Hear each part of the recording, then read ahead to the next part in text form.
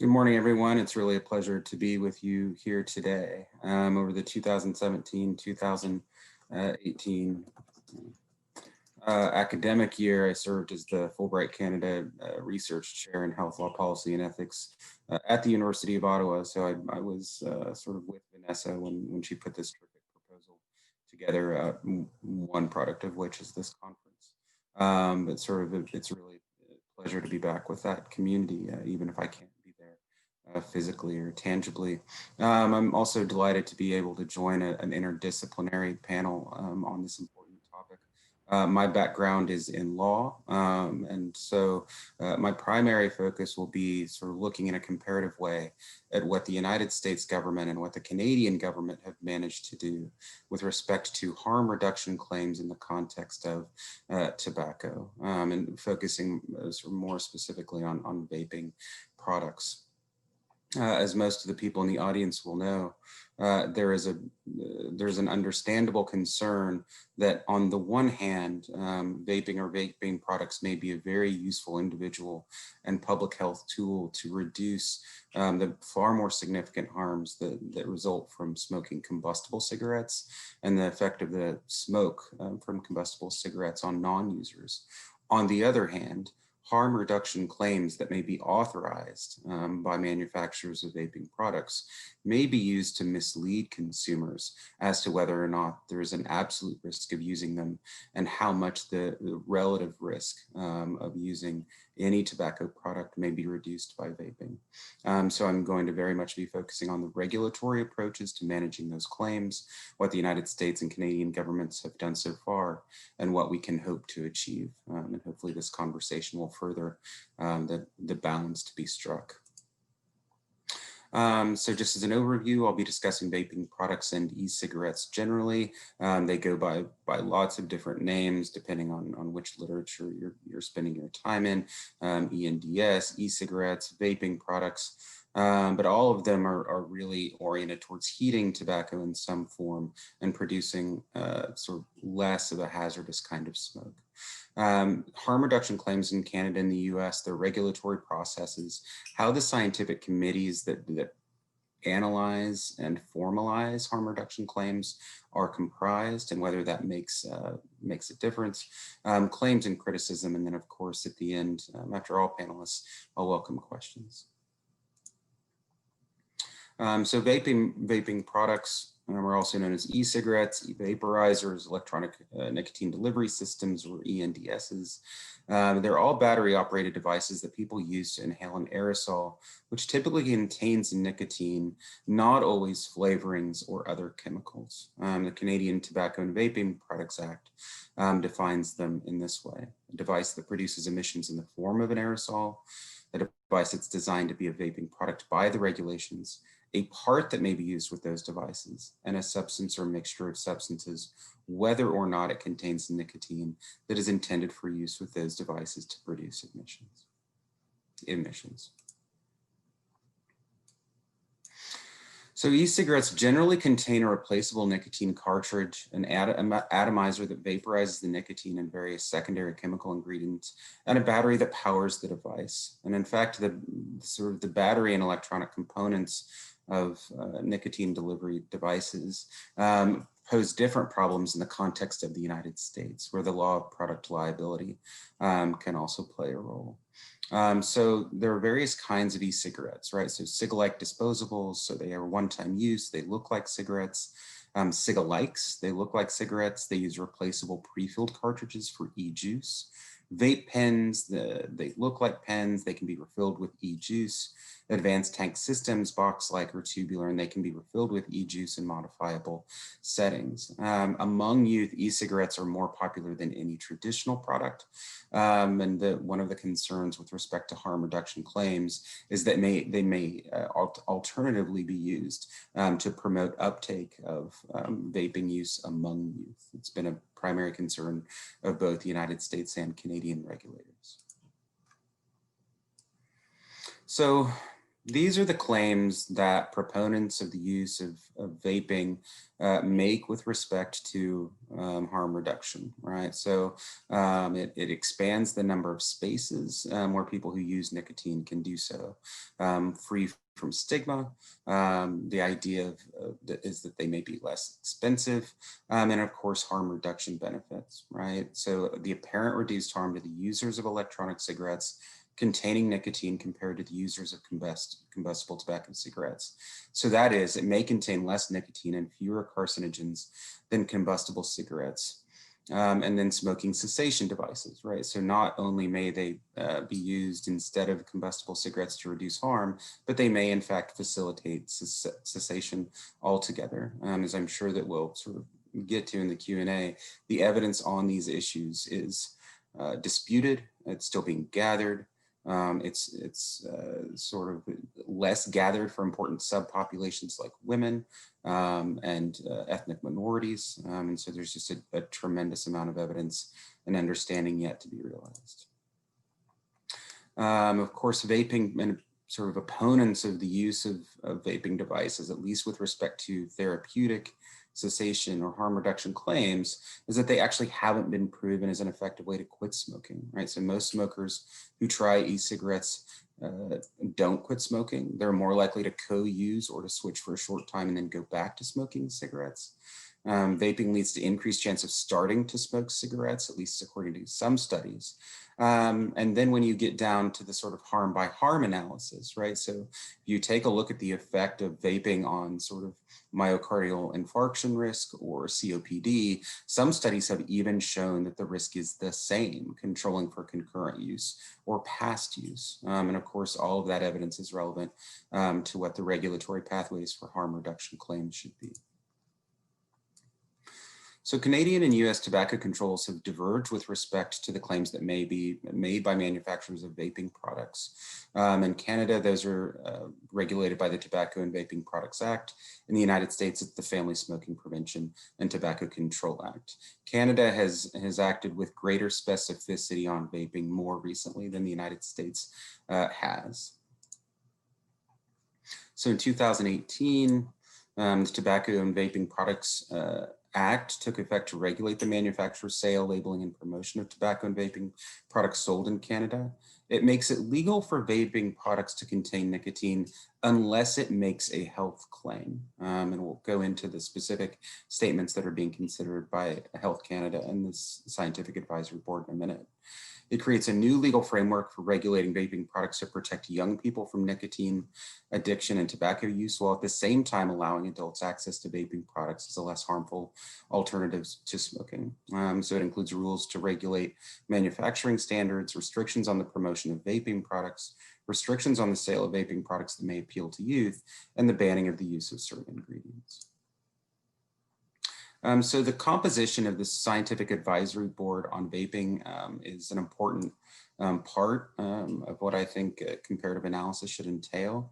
So the Scientific Advisory Board in Canada, its representatives cannot have industry ties, or at least it can't within the last 10 years. It means that that advisory board is far closer to what the World Health Organization advocates with respect to regulators of tobacco products. So no current member represents industry interests, and the current chair is Stephen Hoffman, whom I'm sure many of you know. In 2018, the Scientific Advisory Board reviewed a kind of overwhelming amount of evidence with respect to harm reduction claims, vaping, and the state of the evidence on vaping. And these are the statements that have been released for public comment. So if you'll note, 6 of 7 of them include the word completely, right? And so the idea is that there is the possibility of communicating to consumers that if they truly do sort of stop combustible cigarette use, completely switch to vaping, that there would be some health benefits in doing so. So the manufacturers of vaping products believe it's a step in the right direction, and it gives adult smokers the information they need with respect to reducing harms to their health. And the statements are accurate, they're consistent with the evidence, but they may mislead some consumers given the need to qualify harm reduction with the admonition to completely switch, right? So the statements seem like they may provide different intermediate ways of thinking about harm reduction that may lead to greater use or to gateway use. Public health experts have expressed concerns that claims may facilitate dual use. And indeed, the evidence as to vaping consumers as of today suggests that most of them are dual users rather than vaping users alone. In the United States, vaping products are regulated under a much older 2009 law, the Family Smoking Prevention and Tobacco Control Act. It recognizes the FDA's ability to regulate the same products and the same mechanism that's adopted by Canada in its 2018 law is effectively the default in the United States. So you cannot make a health-related claim about a vaping product unless it goes through the modified risk tobacco product process, which is extraordinarily vigorous and difficult to navigate. In fact, only last year did a product receive approval. The Scientific Advisory Committee in the United States, its 9 voting members do not have industry ties, but 3 non-voting representatives do represent the tobacco industry. And sort of in deliberations to date, they've exercised what appears to be enormous influence even outside of a formal voting role. If a modified risk tobacco product claim is granted by the FDA, it allows the manufacturer to make a specific narrow claim. And the FDA so far has issued 2 of these. Number 1, a modified risk claim with respect to Swedish Match for snus. Snus are a sort of nicotine delivery pouch originating in Sweden. And even though Swedish Match was the nominal applicant, most of the research and marketing done for it was done as part of a joint venture with Philip Morris International. And then second, an exposure modification order was authorized for Philip Morris. That is different than a modified risk claim. Again, after sort of a 3 or 4 year period, FDA finally allowed Swedish Match to make this claim depicted in the slide. It puts you at a lower risk of certain kinds of cancer, heart disease, and bronchitis. According to the FDA, the scientific evidence showed that exclusive use of those smokeless tobacco products reduced those harms. And most importantly, in the United States, applicants for these claim authorizations have to show that there's both an individual and a population health benefit. And so part of the application, or part of the important part of the application, was showing that non-users of tobacco, including young adults, did not intend to buy those products.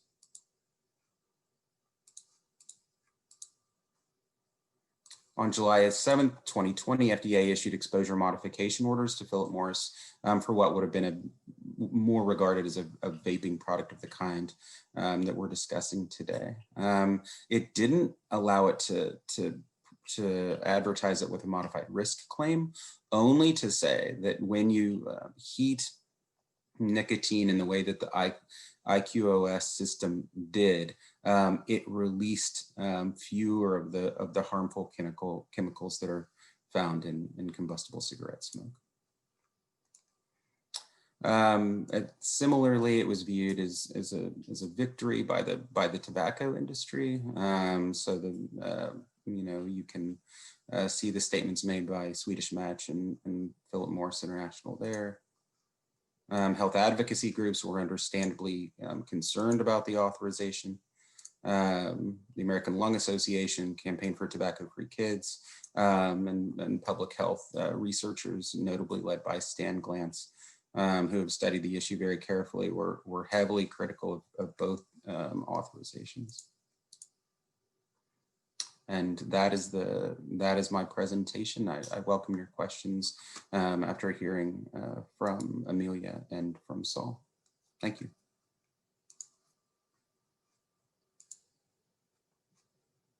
Thank you very much. So next on my list is Amelia.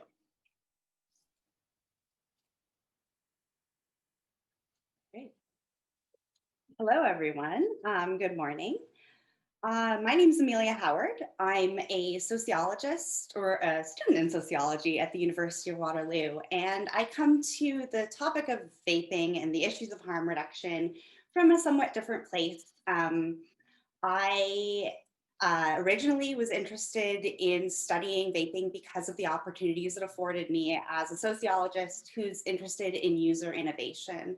And basically, when I found vaping as a case, I was really interested in the opportunities to study innovation in the making as it was going, because it was a new technology and it was being collectively developed online.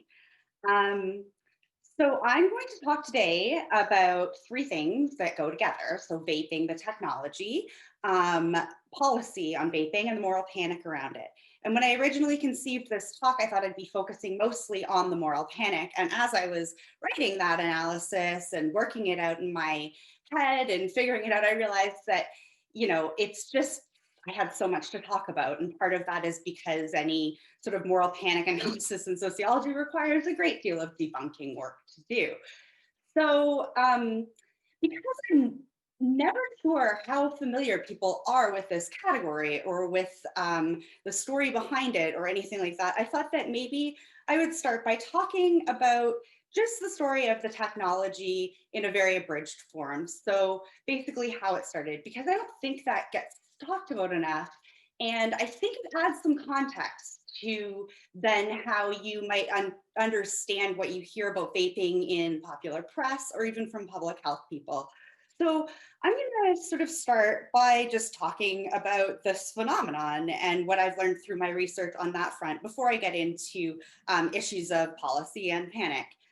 Um, so many important studies in my field, sociology of innovation, are historical in nature. And basically what we do, researchers, we work backwards and trace the social processes and contextual dynamics that allow any technology to take on the form that it did. So we don't take for granted that, you know, a given technology is destined to be what it becomes when we end up using it. We look at sort of the uncertainty around it at a point in time. And in practice, this can be kind of hard to study because a lot of the decision making and work that goes into that, happens in places that aren't public. And again, what drew me to vaping as a case was that these dynamics, which rarely play out in public view, did. And why is that? Because vaping evolved through the efforts of early adopters, so users who turned innovators. And so in 2008, 2007-ish, what happened was you had some individuals who congregated online, and they did so to work through a problem that they collectively had. And you see, they'd bought these gimmicky fake cigarettes from obscure vendors in China, and they saw some potential in them for a job that they wanted them to do. But the problem was that these things weren't any good. So what they started to do was to talk online about how to make these little fake e-cigarette things that nobody had heard of at the time work better. How to make the devices solve a problem that every single early adopter of e-cigarettes shared. They all wanted quite badly to stop smoking. And so what ended up happening was they innovated online and they left this wonderful and complex record of the history of this technology, how the problems were framed, how problems were solved, and how these devices came on to take their physical forms and also the meaning for users that they have, how the market grew. They left a record of this online. And for me, that was sort of a data goldmine. So the story of innovation and diffusion of vaping products, I find it very fascinating, and I think a lot of people would too, but I rarely get to talk about it. And I'm only going to gloss it here, even though it does take up a big part of my talk. So the take-home message of this story that I'll just begin with is that every single thing that exists in the vaping market today exists because of early user problem-solving work. And that's sort of contrary to the narrative you often hear about this product category and these devices. And that work was singularly, especially at the very beginning, aimed at developing a replacement for that early e-cigarette consumers who turned into innovators would be able to use for themselves to stop smoking.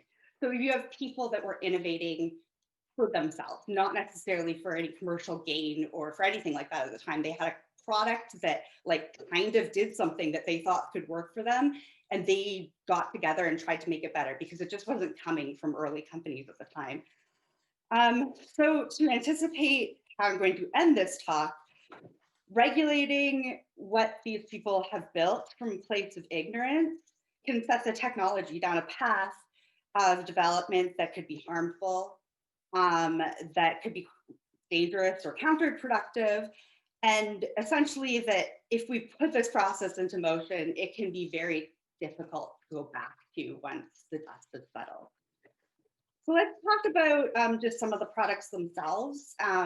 Let's talk about flavors. So flavors are sort of spun all the time as this shady marketing gimmick, ironically, often by people with the public trust who have a platform but don't really understand marketing or markets or this one. But that's kind of another story.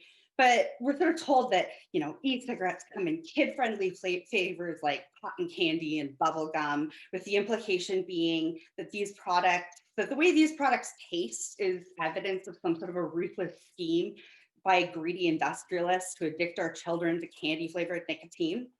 And few health researchers and even fewer journalists really question the basis of these claims about flavors. And if they did, and when they do, and they do tend to realize, and this is what my research has shown, that there's no actual evidence, and I'm talking like none at all, of a conspiracy on the part of the vaping industry to use these flavors to lure kids. That's just not where they come from. But the myth has been really successful because it appeals to common sense and it appeals to our emotional connection to children and our desire to protect them from bad people and danger. And in this case, the danger being the nameless, faceless, big vaping, and which is kind of framed as an industry that can only be assumed to be doing exactly what big tobacco got busted for doing decades ago. So the actual story of flavors is a lot less dramatic, and very few people know it because when they're told e-cigarettes come in kid-friendly flavors like gummy bear, they get angry and they don't really bother to ask why, and I understand that. And I think the response from vape advocates and even from like within and outside of the public health expert community has been pretty ineffective at changing perceptions around flavors. And that's in part because it kind of is just this reaction, like adults like flavor too. And of course they do. And also, yeah, there's a ton of evidence right now that does show that, which supports the idea that vaping flavors are overwhelmingly popular with adult consumers and important to the process of quitting smoking. But it's hard for people who are freaking out about their kids being targeted by Big Tobacco 2.0 to like care that adults like flavors. And so I'm not going to ask you to care, but I am going to give you the real answer to why the flavors are there. And I'm just going to ask, you know, so why do they taste like candy, fruit, and mint, these things? And the real answer is because early on, they didn't taste very good at all. So people who used e-cigarettes early on wanted them to taste like a cigarette. They wanted them to taste as good as a cigarette, feel like a cigarette, everything. And they quickly realized that that wasn't going to happen. And they tried a lot of weird stuff to make these products taste better. They had like this fake, it wasn't even fake tobacco, it was called tobacco, but it just had a bizarre taste early on. And somebody who was part of this early user community noticed something one time when they were shopping. And basically what they found was the specialty flavor industry. And they figured out that that basically there was all of these flavors that were used for confectionery applications, concentrated flavorings and stuff. And these shops, like a lot of them were online shops that sold them to like candy makers or, you know, specialist flavorists and stuff like that. And these flavors came in cotton candy and gummy bear. And they interestingly had the same sort of solvent base as you would find in an e-liquid. And so a user thought, okay, it's the same basic like solvent. So if I add this to my e-cigarette, I can't get my cigarette to taste like a Marlboro, but maybe I can just get it to taste good. And so those kind of got brought in to the user community, and that's what they did. And it did taste good, you know, and so it was sort of figured out that you can't make your vape taste like a Marlboro, but you can make it taste like a gummy bear, and somehow that's okay because at least a gummy bear tastes good. And they'd share that information with other users, and that kind of set off this frenzy of home e-liquid mixing that wasn't focused on replicating tobacco smoke, but on coming up with sort of new and better flavors. And so the point that I just wanted to make here is just that this is why we have a commercial e-liquid marketplace. And that comprises the bulk of domestic vape shop revenue in Canada and other Western countries like the United States. And it's a spin-off from a DIY community. It spun off from a demand that was created by users who were doing this for themselves.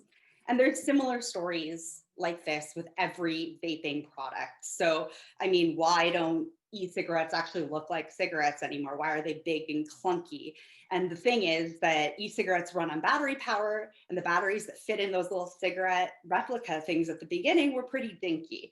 And they weren't ideal for what vapors wanted to use their e-cigarettes for, or started using their e-cigarettes for, which was to deliver nicotine consistently and enough to sort of feel it and to stay off of cigarettes. And again, you had a situation where, you know, a user, somebody with sort of an engineering mindset said one day on the forum, like, look, this isn't going to cut it. This isn't going to replace my 30-a-day cigarette habit. This device needs more power. It needs to produce enough vapor for me to get the nicotine I want from it. And the way he solved that problem was to make a bigger battery. And that was pretty radical at the time because everyone thought, you know, these have to look like cigarettes in order to be attractive to smokers, and people who were smokers wanted them to be like just another cigarette. But he made a proof of concept by hacking a flashlight, putting a bigger battery in, attaching an atomizer, and using a flashlight to vape, showed it online and started getting requests for it. And that was sort of your first mod. And so what happens then is you get users who are building their own prototypes with stuff that you can get at like Radio Shack and, you know, baking supply stores. And Chinese manufacturers, in particular the hardware, started developing these designs, mass producing them and selling them. So the whole point of all of this is just to really drive home the point that what we have here, yes, it's harm reduction, but it's also a grassroots user innovation market. And if you go into a vape shop, say today, where you have all of these sort of like many flavors, like thousands of flavors and different kinds of bits and pieces that you can build into a vape, like, of course, that's hard to measure the effectiveness through like clinical methods there, but that's because every single person that goes into that vape shop has the option of building, you know, their own device that's going to work. And I think that part of what explains the uncertainty about the effectiveness of this technology is A, how new it is, and B, how niche it is. And right now, I wouldn't expect with any technology for it to be at this sort of advanced stage where, you know, it works for everyone in the same way. Although we're getting there with products like Juul. But with vaping, what I think hasn't been asked with some of the earlier products was not, people are asking, do they work? And instead the question should have been, you know, why do they work for some people and not everyone? So I'm gonna kind of move on to the moral panic aspect of this. So that was sort of the how it started of vaping, and now we're going to turn to the how it's going, and the answer is not that well. Just before I kind of like get into some of the panic stuff, I just wanted to mention that, okay, so you have like an open systems vaping industry, that's like your flavors and your refillable devices.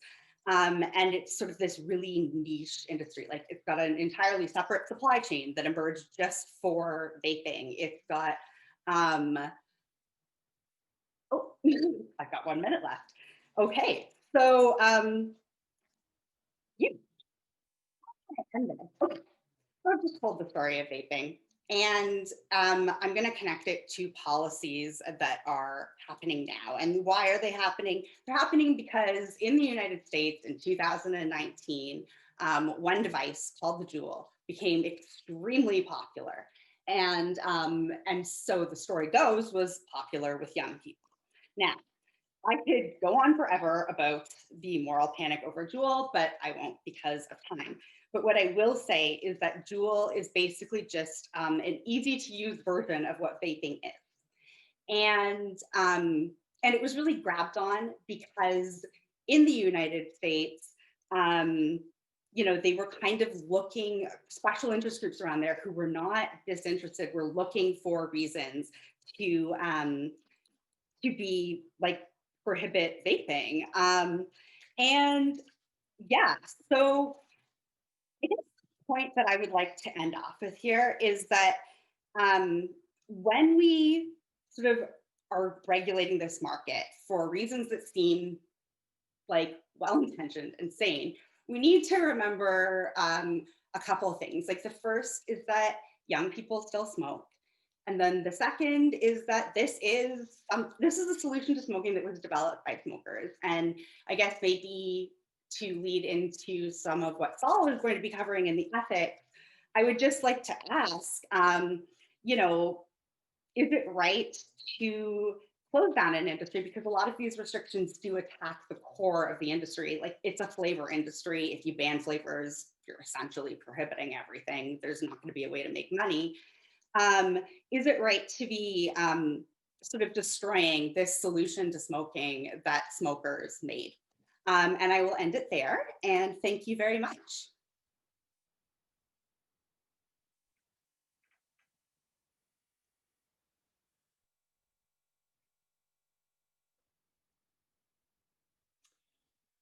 So I want to thank Amelia for her presentation, and I'll turn things over to Saul Shiffman.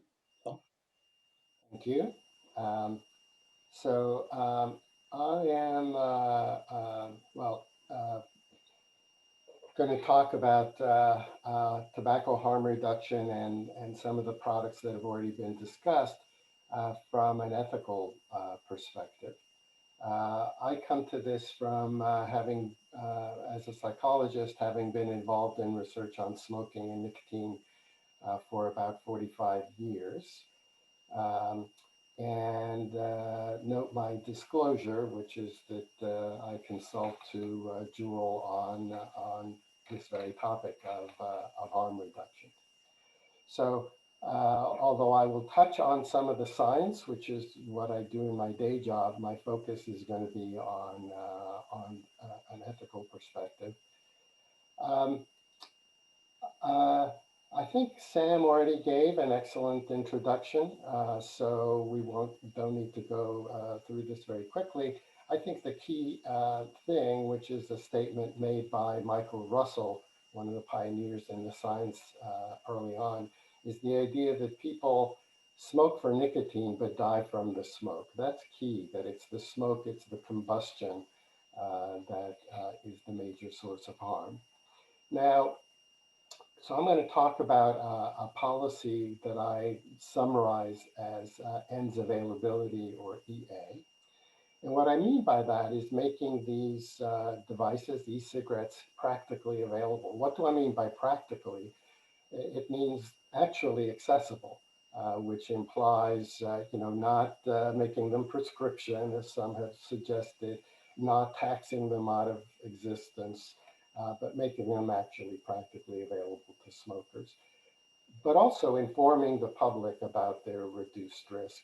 And going even further, I'll consider the ethics of actually promoting these products to appropriate populations. And there are obviously concerns that Sam highlighted. They are not safe, and I'm not aware of anyone who's claiming that they're completely safe. The point is, from a harm reduction perspective, is safer, not safe.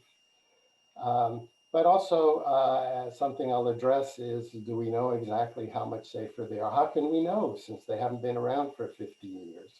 And there's concern about diverting smokers from quitting completely. And a very hot issue is the use in youth. That's hard to say.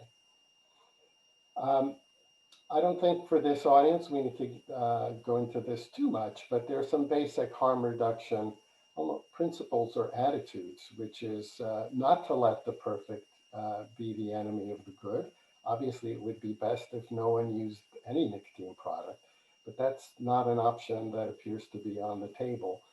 So we try to reduce harm, and it implies a moral stance of tolerating, quote, undesirable behavior in order to protect people from the harm of their, if you will, air quotes, misbehavior. So I'm going to examine END's availability from 3 ethical frameworks. And this is important because there's been a lot of policy discussion. There certainly is a lot of empirical discussion, but very little discussion of ethics. And the primary ethical framework that people tend to use is utilitarianism. I think we're all familiar with that. It's a very intuitively appealing ethical framework, which is that ethical conduct is defined by its consequences. If what you do increases overall good, that's a good thing. If it leads to overall harm, then that's a bad thing. And this is often the way that this is debated. It is the basis of the US FDA's population health standard, which is in the law, built into the law is the idea that they authorize the MRTP claims that Sam talked about, if and only if they improve the overall population health. And in fact, it leads to certain empirical and modeling analyses. And one example by David Levy et al., he's probably the most prominent modeler of tobacco behavior, is that promotion of e-cigarettes would reduce the number of smoking-related premature deaths by over 6 million over the course of 10 years. So from a utilitarian perspective, there are strong arguments in favor of END's availability. But utilitarianism as an ethical framework has some serious limitations. It's easy to say, well, premature death is bad, but once you start getting to what's a good, it gets complicated because an individual might say, well, you know what, the satisfaction I get from smoking is worth much more than you consider it is, Dr. Shiffman. Utilitarianism's deeper problem is that it doesn't consider the distribution of benefits or harms, or have much allowance for individual rights. So in other words, we can harm Jane in order to benefit Mary. And in fact, we can violate an individual's rights pretty seriously if it leads to a greater public good. So it has some limitations. And for that reason, it's worth expanding the scope to consider some other systems. One that's very familiar, certainly to people in medical care or research, is biomedical ethics. And it rests on 4 principles. And I want to emphasize the first one, which is respect for individuals and their autonomy. This is where it departs from utilitarianism. That is, that people, a core principle is that we should respect individuals, and respecting their autonomy means letting them make decisions for themselves. And that's really fundamental here. 2 obvious principles: beneficence is trying to do good for others, and non-maleficence is avoiding harming them. And finally, another important principle is the idea of justice, of making sure that people similarly situated are treated similarly. So how does this play out for END's availability? A key thing is the idea that providing individuals who smoke with the opportunity to switch to e-cigarettes allows them to make informed choices. But notice they have to be able to make an informed choice, which also implies that we make available the best information we have, however incomplete it is, however comfortable we feel with it, so that they can make informed choices. So think about it again in the biomedical sphere. Your surgeon should tell you what the benefits and risks are of the procedure, and the surgeon is not supposed to, in order to make sure that you agree to the surgery they think is good for you, not tell you about any of the potential harms, or conversely, not tell you about the benefits of something they hope you won't do. Beneficence and non-maleficence, again, almost fit into the utilitarian framework, but the principle of justice is very important because we have to remember that in the industrialized West, smoking is concentrated in socially disadvantaged populations who don't necessarily have access to information, don't necessarily have access to smoking cessation treatments, but could have access to harm reduction through ENDS.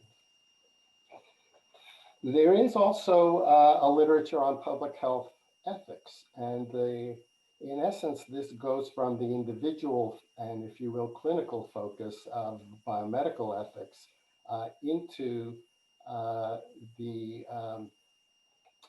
population-based or public health focus. And the two key principles are that it's prevention focused and population focused, but also it has the principle of balancing those collective interests with individual autonomy. And the principle that grows out of that is using the least restrictive measures. So even when we are trying to benefit the population as a whole, to do it in the least restrictive way, which is a way of respecting individual autonomy. I suppose to take a current topic, don't do enforced lockdowns if a mask mandate will do. I'm not saying that that's the case, but the idea that you seek public health goods in a way that is the least restrictive for individual autonomy. The prevention focus, I think, is obvious. You're trying to prevent tobacco-related, smoking-related death and disease. But the population focus is also very important because what we see is that unlike medicinal smoking cessation aids, which I worked on for decades, and that are hard to get people to use even if you give them away for free, electronic cigarettes have attracted a natural user base. People are voting with their dollars to switch to these products. And so you have potentially a much bigger population impact. And again, the issue of least restrictive alternative goes to respecting individual autonomy and avoiding bans and using less restrictive policies. I want to call out what an ends availability policy does not seek to diminish, because this conversation is often framed as though it were an either or, that either we're going to promote traditional tobacco control efforts or we're going to go in a harm reduction direction. And the fact is they are not opposed. There is nothing in this proposed policy that would diminish a focus on getting people to quit, on helping them quit, and using taxation on cigarettes. The FDA in the US is considering a policy of limiting nicotine levels in cigarettes as a way of reducing smoking. And for another meeting, we can discuss whether that fits the least restrictive policy principle of public health ethics. A key thing is this idea of providing and disseminating accurate information. What is going on right now in many jurisdictions is exactly the opposite. That is, that misinformation is being disseminated in what is meant to be a well-intentioned policy. That is, it's almost remember we talked about how utilitarian justifications can violate individual rights. I think well-meaning people are saying, well, I'm scared about the effects of these cigarettes. In order to keep people away from them, we're going to tell them something that'll accomplish that, whether it's true or not. And in fact, I would argue that that is causing harm by discouraging movement from smoking, which is known to be so deadly, to these less hazardous products. I think it has a long-term harm in terms of undermining the confidence in public health authorities. And it certainly falls afoul of the idea of respecting individual autonomy. There are some thorny issues that need to be confronted. One is there is a lot of focus on youth and preventing youth use, youth abuse, youth addiction. And part of this from an ethical perspective is that we do have a sense that we have a special duty to protect youth, and also a sense that youth are not entitled to the same degree of autonomy as adults. There are a lot of things we don't allow youth to do that we allow adults to do. But I think a more thorough analysis needs to look at the weight of the harms. So what is the harm of smoking, which is huge? Smokers who don't quit have a 50% chance of dying as a result of smoking versus the potential for nicotine addiction if it does little or no harm. But also there's an ethical principle that gets referred to as the rule of rescue, which is that you give the most attention and the most weight to the most immediate risks. And it's the smokers, the adult smokers, who are facing death. So they too deserve special attention. There's a very interesting paper that's about to be published by a philosopher of ethics who also points out, I'll just give you the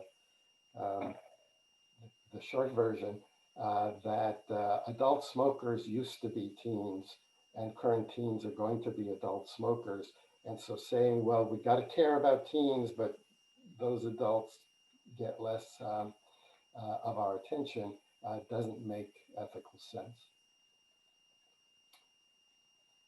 Thorny issue number 2, the reality is there is uncertainty. Not only are certain things not known, but certain things cannot be known. Smoking-related harm takes some 40, 50 years to manifest. So do we know what happens if you vape for 50 years? We do not, and we cannot.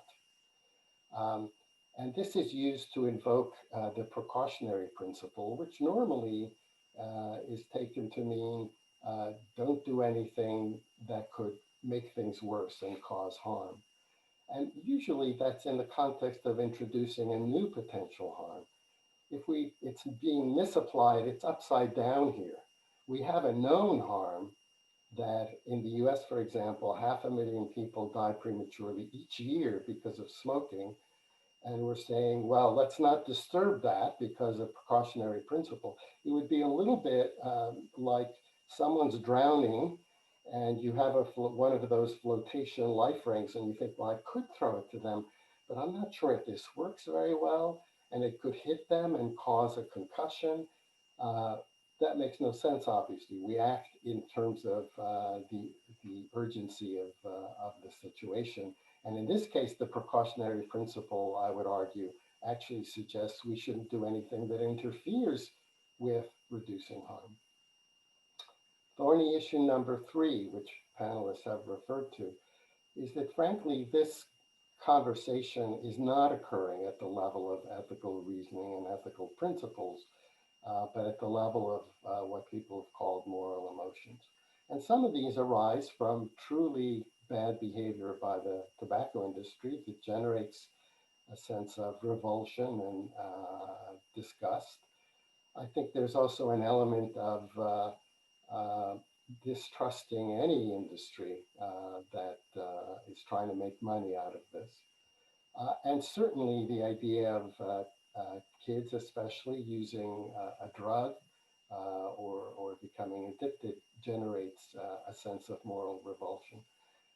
But there are actually many examples of things like industry being harnessed for public health good. And again, I think it's important to have a conversation based on ethical reasoning and ethical principles rather than those gut feelings. So briefly, we conclude in a paper, this is in Press and Nicotine and Tobacco Research, that in fact making electronic cigarettes more available is an ethical policy, not only ethically permissible, but ethically mandated. and that it fits both the utilitarian framework, but also very importantly, a medical ethics and other frameworks that respect individual autonomy and provide people with options to protect their own health. So with that,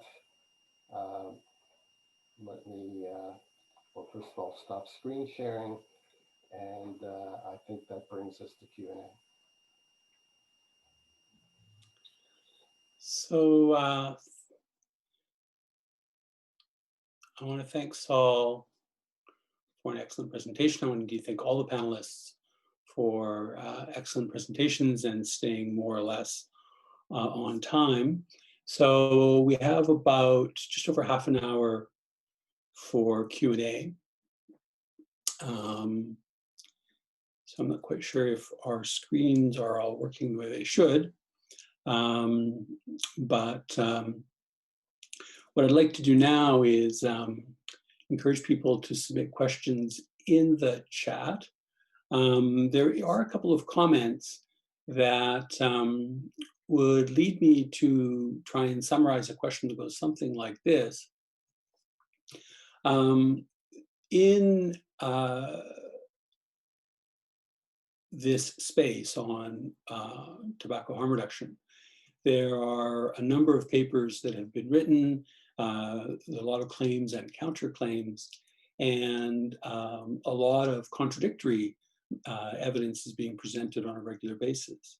And I guess my question that might summarize this, and this is to all the panelists, is how might we make sense of this vigorous and sometimes quite vitriolic debate ostensibly between scholars, and trying to understand what we observe in the academic literature and the challenges that poses both for analysts but also for governments. So maybe I'll start with Sam, because you spoke to that directly, and then invite Amelia and Saul to respond. Sam?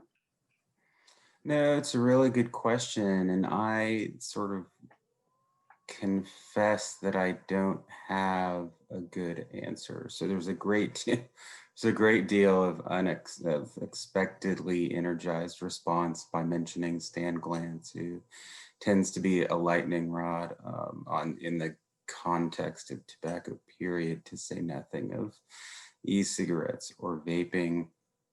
Sort of a very strong reaction to a very specific paper that he published with Dharma Bhatta.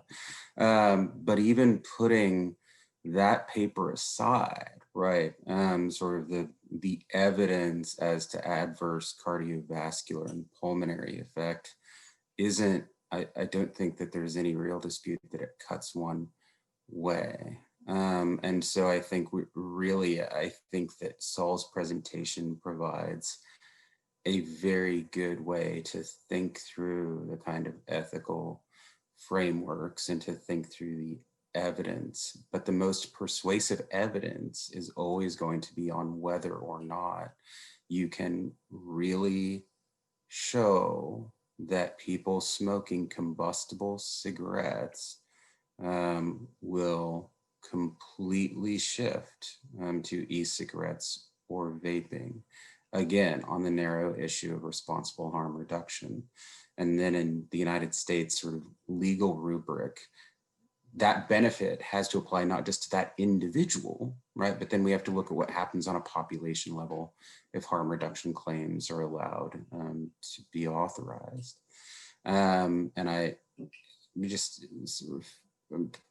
think there's an enormous number of risks, especially when you get to the population level, but the individual level as well. So I think I would say the most important thing is really focusing on that narrow question, because otherwise they are just hazardous.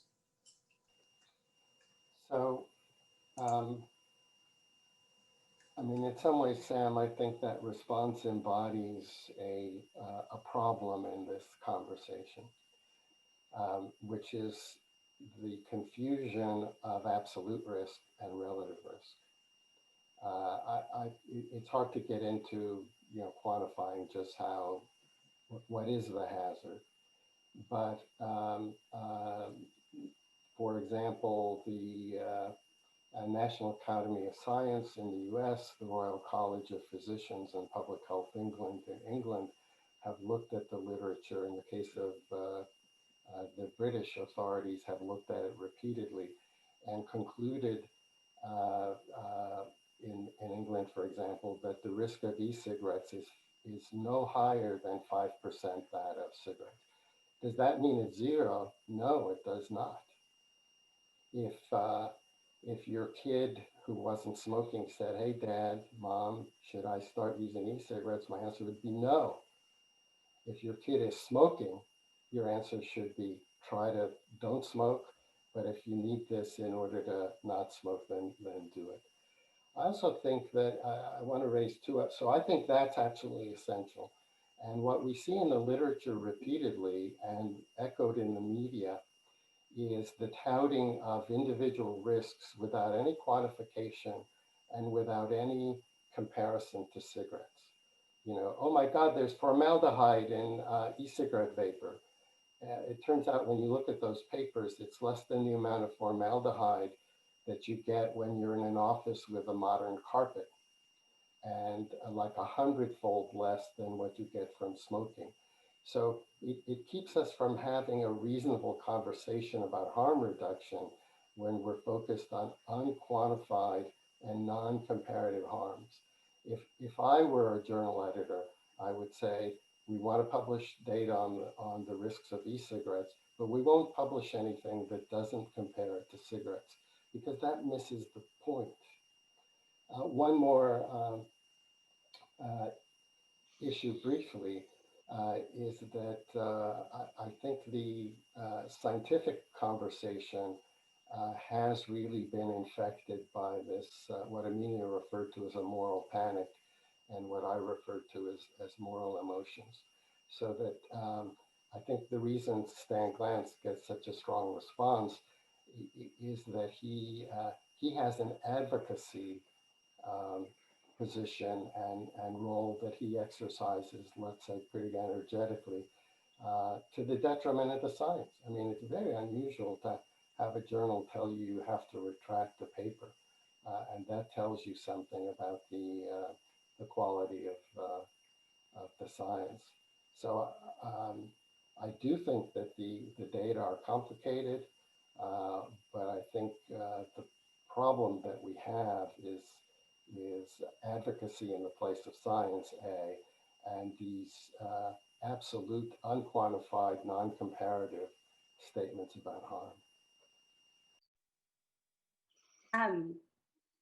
That if I could just sort of add to that and maybe put a different sort of perspective on it, just as somebody that came to this with initially no interest in public health as a practical activity, who became more interested in it through this.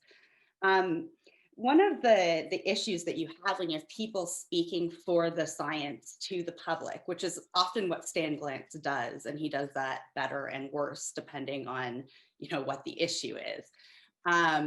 It's not very good with vaping, is that the public doesn't understand the dynamics of an expert field.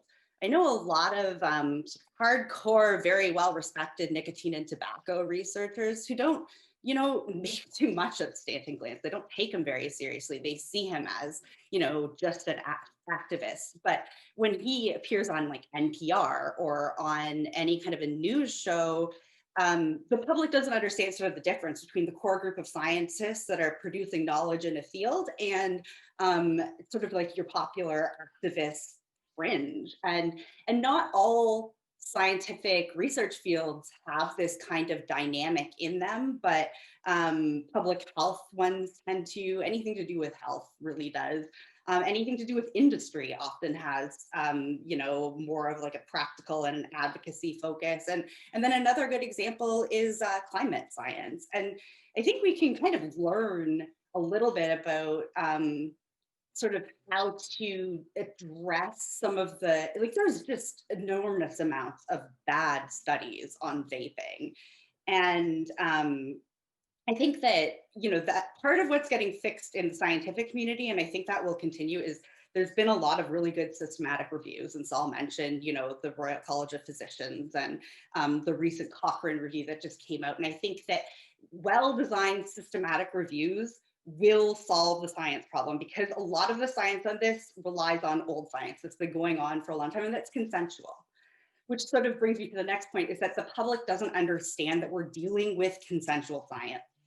And that was a problem for climate science too, is the public got the impression that, climate change was far more controversial among the people that study climate change than it actually is. And that's sort of the problem that we have here with vaping. And I mean, I'm kind of hopeful that that can change, but I have also recognized a lot of barriers to it. And one of the other things that we need to sort of keep in mind in this context, and something that's a real challenge, is that, you do have this group of very well-funded activist academics.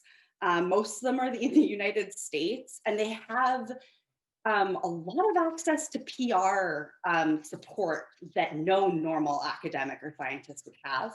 They also have like sort of more comfort with public communications that we don't get trained with, in just sort of like your regular academic program. And so I think that, a lot of the scientists that I talk to in this space are a little bit, or at least were at first, like sort of timid to challenge this stuff in the public, because that's not really how you're supposed to do it.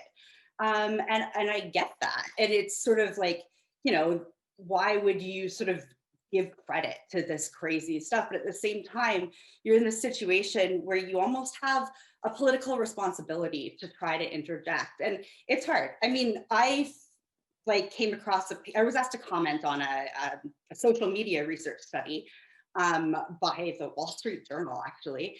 And I asked to see it, and I read it, and they wanted from me like a pro-vaping position on this study. When I read this study, it was making the case that like all vaping, conversations online are bots. And I recognized right away, because they didn't do a very good job,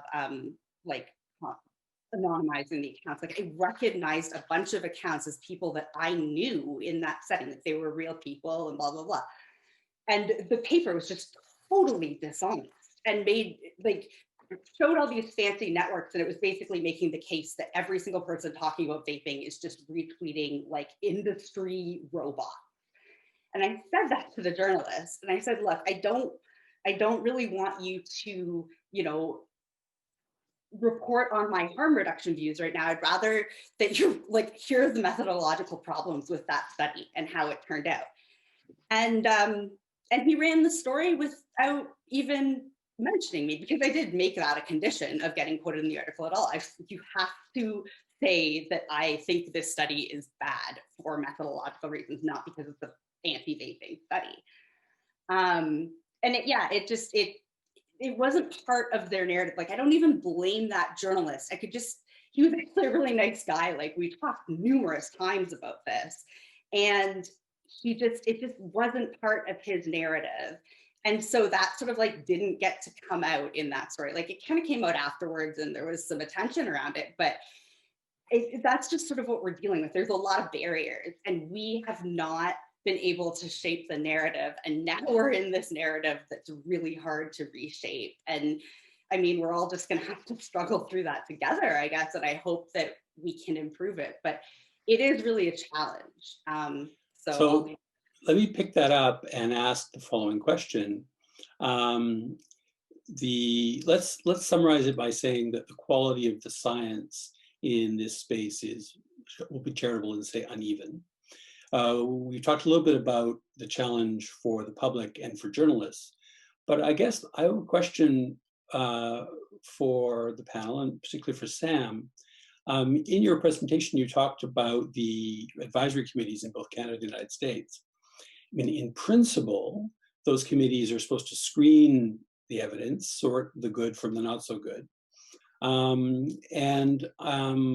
What I'm wondering, though, is is there any way of knowing how effective that process is, and whether there are built-in, because of the way the rules are structured, is there built-in bias, maybe too strong a word, but are certain kinds of studies privileged over other kinds of studies as governments wrestle with their regulatory responsibilities?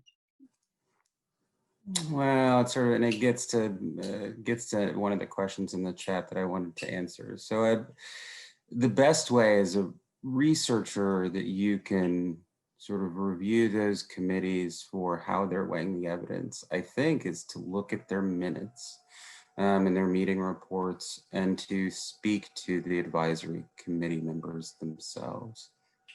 So I don't do the latter, but I do the former.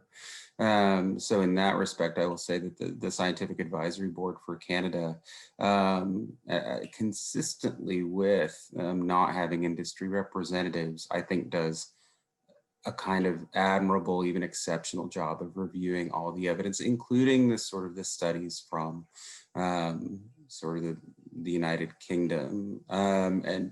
But I will say the review of those studies is less generous than what I hear Saul and Amelia depicting them as being.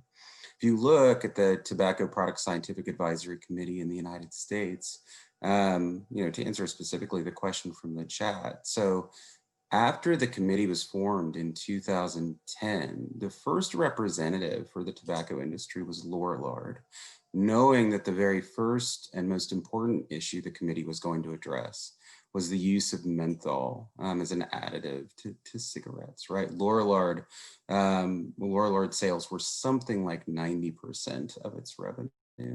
It's very difficult to believe that there wasn't the same kind of, if I'm being really hard on the industry, I'll say collusion in determining who the representative was going to be, right? It's an application process, right? So the idea that in other normal times there wouldn't be competition for that position would be important.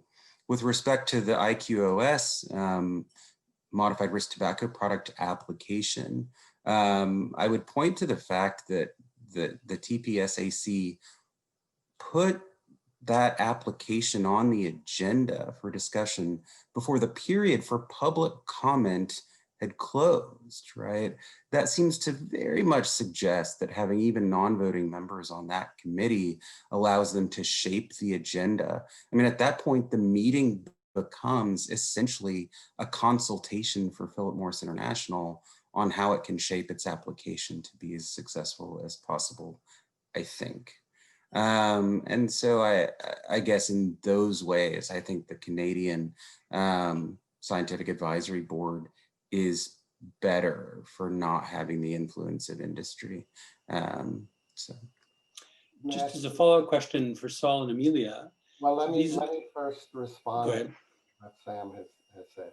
And I have to say, I have presented to the Tobacco Products Scientific Advisory Committee on more than one occasion, and know most of the members. So first of all, it is FDA that schedules the meeting, not any of the members. Secondly, the applications have to be complete in advance of the meeting and are indeed made completely public. Even the raw data is made available. So it's not the case that the TPSAC meeting influences and allows the sponsor to shift their application.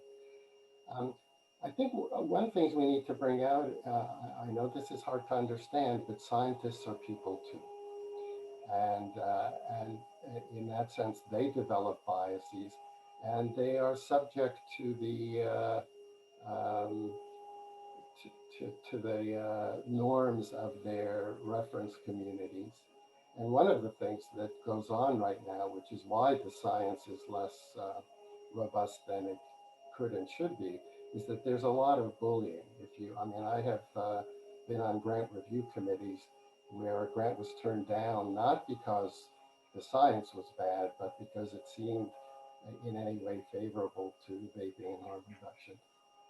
So I think those advisory committees, that in principle, the process is great. I think the industry has almost no influence. If you read the transcripts or attend the meetings, Any comments they make are typically ignored. And I think we just have to remember that that there is that scientists too can develop biases and have particular positions that they are advocating. So the idea that there's evil industry advocating and completely objective scientists looking at the data, I wish it were true. I'm sorry, Patrick, you had a question. Well, so I had a follow-up question to that, which is what we notice in the debate about the pandemic is, especially in the UK, is in the first go-round, governments privilege science and scientific research from biology, virology, epidemiology. But when they go to make policy, they need insight from the social sciences, indeed perhaps even the humanities. In this space, Amelia, your research, Saul, your research offers us ways of thinking about the problem that go beyond, strictly speaking, the hard science associated with the harms. I may be dreaming in Technicolor, but is there any way of systematically encouraging the regulatory process and policymakers more generally to take into account those broader non-harm, non-hard science considerations? I mean, in terms of a systematic way of doing it, I'm not sure. But I think that you're really on to something there. And just to kind of pick up on what Saul said about the idea of norms of a field sort of shaping things, one of the problems, or not just a fact of life with vaping, is that when it came in, you had an expert group take jurisdiction over it as sort of their topic of interest, as and because this is a practical public health field, as like a regulatory object. And that field was tobacco control. And I mean, there's certainly some reasons for tobacco and nicotine, certainly for tobacco and nicotine researchers to be looking into vaping, but also, you know, the idea that that is the best suited expert field to study this period, you know, that's never certain, and it was just sort of taken for granted at the time. And I think part of that has to do with the fact that in tobacco research in general, it's a very interdisciplinary field, but at the same time, there's a bit of a vacuum in terms of, you know, disinterested study of tobacco, whether that's like a social science problem or even the quote unquote hard sciences of it, because a lot of the rigorous science now, like a lot of it comes from industry, and they're obviously not disinterested. And then, you know, you have the regulatory science programs and stuff like that. So, but I think that part of the problem is that, you know, tobacco researchers under the auspices of tobacco research, not researchers, under sort of like the auspices of a tobacco control framework, where your goal is to get people to stop using tobacco, it really prevents certain fields, especially my field in particular, but like, you know, really any field that would kind of go in and look at something without prejudging it. You can know and believe the science on smoking as yourself, but, you know, to go in and look at the behaviors and stuff, it prevents you from getting grants, and all of the money is sort of streamed in there. But I mean, I for a long time sort of seen this as like, there needs to be other people studying this. There really needs to be other people studying this. And I think one of the really interesting things and challenging things for tobacco control folks with vaping is that vapers themselves studied this, and they really articulated sort of why it was hard to smoke and what could fix that in a way that just hasn't been codified officially yet. And and in some ways, it plays out like a scientific revolution, and that's sort of what we're dealing with. Turning to Saul. Sam? Saul? Let me just comment briefly. You may well be dreaming in Technicolor, but you're not hallucinating, because in fact, and Sam alluded to this, a lot of the considerations, particularly in the US, where these are embodied in the enabling legislation and embodied in FDA's regulations and guidance, a lot of behavioral science is actually core to this. In other words, the chemistry and toxicology shows that let's say e-cigarettes are much less harmful, have fewer carcinogens, fewer cardiovascular toxins. But then the public health question becomes, doesn't the population effect depends on who adopts this product? So because they do have some harm, if they were adopted largely by people currently not smoking, you might have net harm. If they were adopted largely by people who are smoking, you're going to reduce harm. And so there's actually absolutely crucial behavioral research and population research that FDA demands for these applications. So there is a lot of taking into account of certainly behavioral science. Now it tends to be heavily very quantitative, large-scale population behavioral science, but that has in fact become a core discipline for regulatory consideration of these products. Sam, did you want to say something? Okay. No, that's 100% correct. So there are these sort of centers for excellence at universities in the United States studying exactly what Saul mentions. I do sort of have to, I think I sort of have to mention that sort of the idea that the tobacco control advocates are the better funded and the ones with better PR tools is not correct. So. Can I contact better funded compared to who? Because I would say compared to really the vast majority of academics in my field anyway, and even within their own field, these are the people that have the big grant. I mean, you're talking about centers of excellence, the FDA, what are those called? The T-Course. Like those are huge grants. And they're huge, comparatively huge, like in terms of just any academic space, but there are also huge grants within the field. Like that is, I would say, objectively speaking, within that field, they are the ones with the money. Now, I'm not saying that they have more money than industry, but you know, your quote unquote, the people that think favorably about vaping, and a lot of them do have good funding too, but I would say that overwhelmingly it does go in the United States to people that that have a very sort of anti-disposition that came about before the research. And so that was just sort of my point, is that a lot of that money does go to PR. And a lot of that goes to advocacy sort of efforts, and that's built into the model of tobacco control in general. And I'm not going to weigh in on whether I think that's good or bad. You probably can. But yeah, well, my I can point put this is in that a, they are, like, you know, the Goliath to Big Tobacco's David. I think I can put this in a certain context. There's a couple of things going on here. One,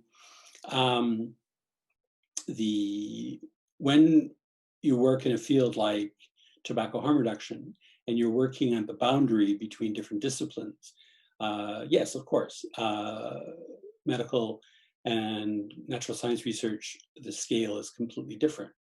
But that's partly because some of the inputs to that research are quite expensive. But the second thing that's important to note is that the regulatory process in both Canada and the United States is a reflection of a decades-old process where regulators, not just in the FDA, but others, thought through in a very systematic way, what is the best way to bring some order to the process? And unfortunately or unfortunately, the simplest way, or a simple way of doing that, is to privilege very empirical research that can be subject to screening and study and critique in a relatively transparent and rigorous way. Much of the research in the social sciences doesn't actually quite fit that model.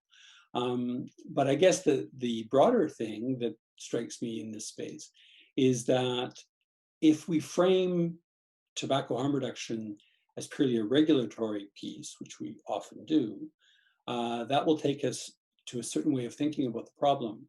But I guess which raises a question. In either Canada or the United States, is there any evidence to suggest that when governments go to, is there any appetite for opening up the legislation and bringing in a broader scope of considerations? And if so, what would that look like? My sense is that in Canada, the vaping legislation was introduced, but in a very narrow, with a very narrow set of considerations and with a relatively low profile, which struck me as odd given the stakes and given some of the issues that are being discussed at this conference. So I'm just curious, is there some way of thinking about, well, what are the implications of framing this as a regulatory matter, as opposed to sort of opening it up for a broader conversation, perhaps through parliamentary committees or legislative committees or something like that?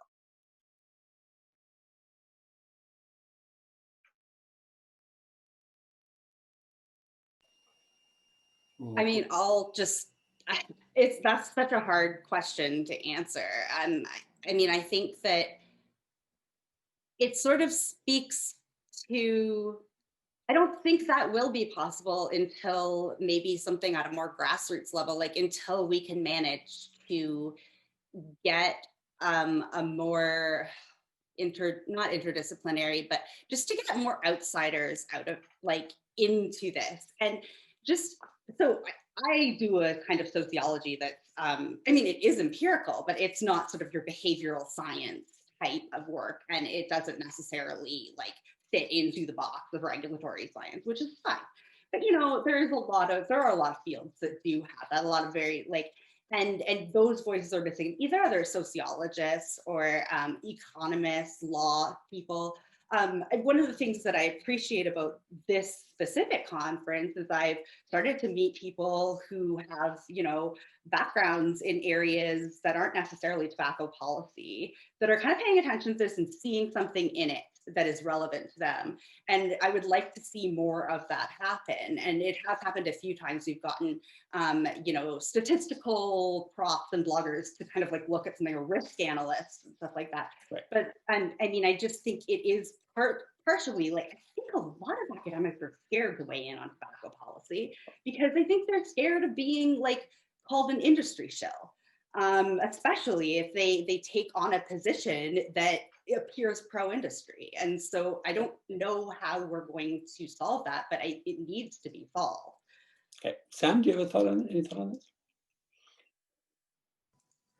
I think that's exactly right. I will say that Canada's openness and progressivism in the context of tobacco control is clearer and I think less tainted than that in the United States.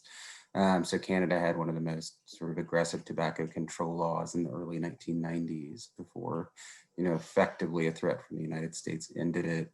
But I think Amelia is exactly right. The idea, I mean, and just to be clear about whose fault that is, right? So for 5 decades or more, so that industry used Congress to continuously fight off efforts at transparency and accountability.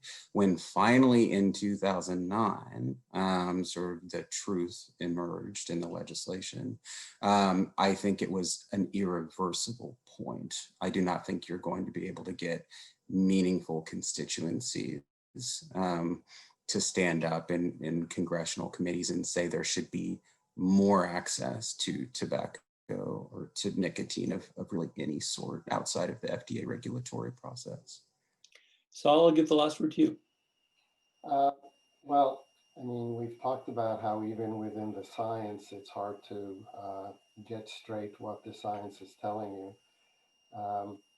My experience is that putting that into a political environment is not going to make things better, but only worse.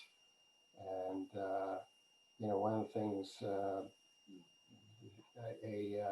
one of the commenters in the chat commented on, which I think is very important, is the role of the media, which is media likes controversy. And so you're going to get much more attention in the media and therefore much more political influence from a study that has some outrageous claim than you will from a carefully done study that maybe generates a complicated answer.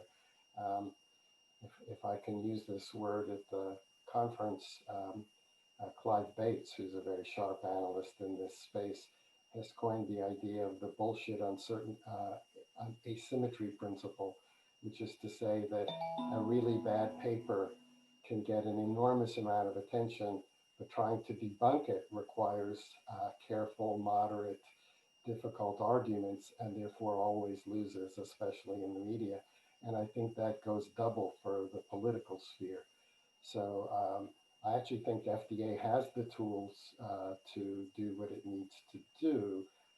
It is subject to a lot of political pressures, mostly anti-vaping, but it is progressing slowly but surely in a harm reduction direction.